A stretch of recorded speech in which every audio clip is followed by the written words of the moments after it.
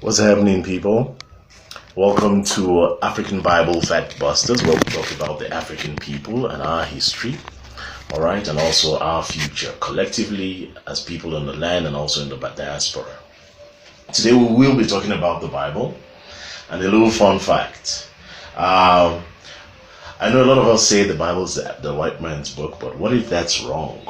For example, let's take an account from the book of Matthew, I believe, where it says Jesus, we know him as Msindisi or Isaiah, walked into Jerusalem and the people were screaming in quotes, Hosanna, Hosanna in the highest. What if I told you that the people who were interpreting this book did not understand the language because they were not the true people of the land, and it was not their story, so they could not interpret what that statement means?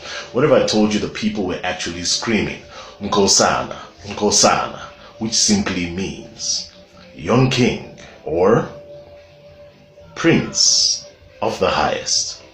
And what if I told you it's a Bantu language, an African language? All right?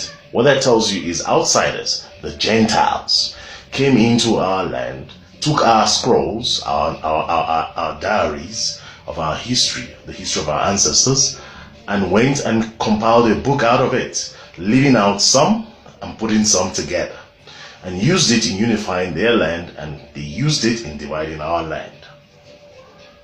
Young African people, it's time to wake up.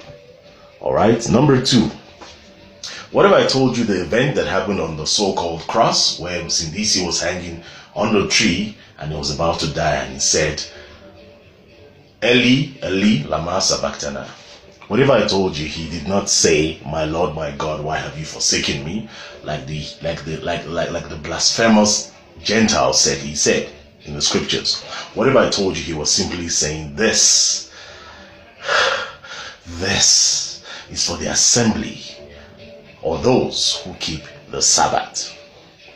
And it's a Bantu language again, an African language of the people in that region in that time.